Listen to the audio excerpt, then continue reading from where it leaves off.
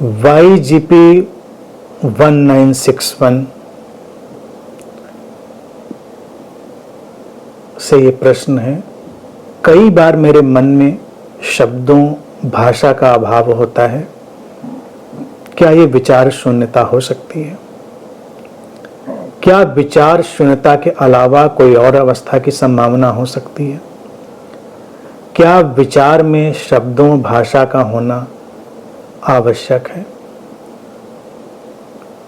विचार एक प्राथमिक संवेग स्टिमुलस की तरह हमारे भीतर आते हैं।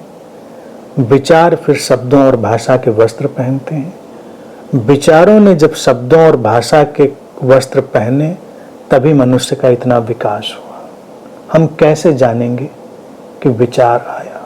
विचारों को एक तरतीब दे सकना, एक ऑर्डर दे सकना, इस शब्दों और भाषा के विकास और कौशल के साथ ही संभव हुआ। विचार शून्य अवस्था, हमें इसका करना क्या है? विचार शून्य अवस्था का भाषा और शब्दों का अभाव किसी किसी में हो सकता है, क्योंकि भाषा और शब्द एक कौशल है, उन्हें सीखना पड़ता है। उनके उपयोग की एक हमको कुशलता पानी होती है। तो जिसके अंदर वो कुशलता होती है उसके पास शब्द ही शब्द हैं। शब्दों के जो पंछी हैं उड़ते ही चले आते हैं उसके भीतर से। भाषा उसके माध्यम से अलग अलग रूप में विकसित होती ही चली जाती है। आज से पहले देखो, हिंदी हो, इंग्लिश हो या कोई भी भाषा हो, वो जटिल होती थी। जब उसको लोग उपयोग करते थे, लिखते थे या बोलते थे, तो उसकी बात ये होती थी कि भाषा जटिल लिखो तभी लगेगा कुछ अच्छा लिखा है। फिर धीरे धीरे लोगों को समझ में आया कि भाषा तो वही है जो यूजर फ्रेंडली हो, जो लोगों को समझ में आए, नहीं तो भाषा का मतलब क्या।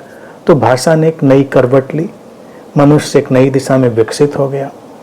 विचार शून्यता की बात ये आध्यात्मिक जगत के कई संप्रदायों ने लोगों के दिमाग में डाल दी। अब वो विचारहीनता की बात नहीं करते हैं।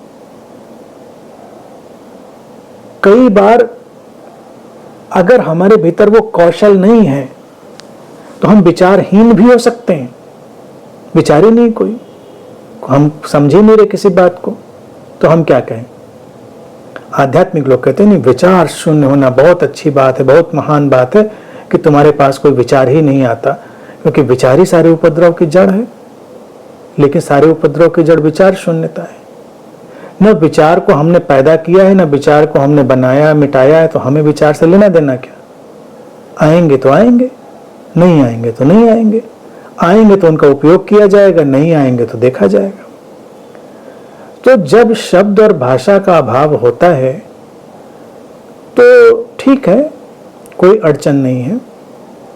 समस्या और अड़चन तब है जब भाषा और शब्द की जरूरत है तब भी हमारे भीतर से नहीं निकल रहे हैं। हमसे पूछा जा रहा है कुछ बताओ, हम झूम रहे हैं कि नहीं, हमारे पास तो कोई शब्द ही नहीं है। लेकिन ये तब कैसे काम चलेगा जब किसी ने हमारे कनपट्टी पे पिस्तौल रख दी, कि बताओ तुम ये बात, नहीं तो भी गोली चला देंगे। हम कहेंगे नहीं, हमारे भीतर तो कोई शब्द ही नहीं आ रहा। कहेंगे हम चलाएंगे गोली? हम तो विचार शून्य, चला दो। तो भाषा आ जाएगी, टूटी फूटी भाषा सब हमारे अंदर से निकलने लगेगी, शब्द भी निकलने लगेंगे। क्यों? जरूरत है उसकी। जहां पर शब्दों भाषा की जरूरत नहीं है वहां जरूरत नहीं है उसकी रखनी है। जहां पर जरूरत है वहां पर उसका उपयोग करना है। अध्यात्म को मिस्टिफाई करने के फेर में उलझाना नहीं है जिंदगी को, जो अतीत में लोगों ने उलझा ली है। प्रैक्टिकल रहना है। भाषा और शब्दों का हमने अथक परिश्रम से विकास किया है मनुष्यता के इस विकास क्रम में, तो बेमानी नहीं है, बहुत कीमती है। पूछा है कि क्या विचार में शब्दों भाषा का होना आवश्यक है, तो वो तो आ ही जाते हैं। और ये भी पूछा है कि क्या विचार शून्यता के अलावा कोई अवस्था की संभावना हो सकती? हम अवस्थाओं में क्यों पढ़ना चाहते हैं? एक ही अवस्था है, हमारा होना। और हमारा होना तरंग रहित निश्चल होना। जितना निश्चल हमारा होना उतनी ही संभावनाओं की परिस्थितियां, ये अवस्था या वो अवस्था, हम इसमें क्यों उलझते हैं? क्योंकि आध्यात्मिक लोगों ने उलझा डाला है। तुम इस अवस्था में हो, तुम उस अवस्था में हो, तुम सतोरी की अवस्था में हो, समाधि की अवस्था में हो, विचार शून्यता की अवस्था में हो, और तुम अब बुद्धत्व की अवस्था में हो। क्या करेंगे अवस्थाओं का? कुछ ध्यान नहीं देना है किसी अवस्था पर। अवस्थाएं अस्तित्व की बस एक किस्म की व्यवस्थाएं हैं, वो आती हैं और जाती हैं। भाषा, शब्द, विचार, इनके प्रति क्या करना है? बस इतनी बात ध्यान रखें। क्या करेंगे? जहां जरूरी है उसका उपयोग करेंगे, जहां जरूरी नहीं है उसका उपयोग नहीं करेंगे। सिंपल। जैसे हम अकेले बैठे हैं, अब हमें किसी भाषा और शब्द की जरूरत नहीं है, हम अभी भी बोलने लगे तो ये न्यूरोटिक सिचुएशन बन जाती। जैसे कुछ लोग अपने में अकेले में बात कर रहे हैं,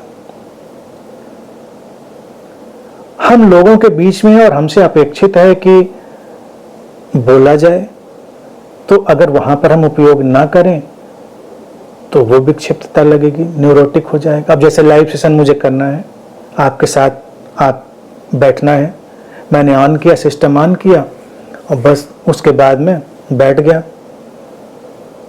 मैंने कहा आज तो भाई क्या कहें, बिल्कुल सघन विचार शून्यता है, तो कोई शब्द आ ही नहीं रहा है। आप पूछ रहे हो, मुझे बोलना है। आदान प्रदान तो शब्दों से ही होना है, भाषा से ही होना है। अगर हमको मुंह बंद करके बैठना ही था तो ये लाइव ऑन करने का भी क्या प्रयोजन था?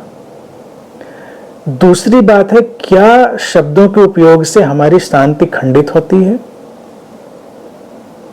नेवर।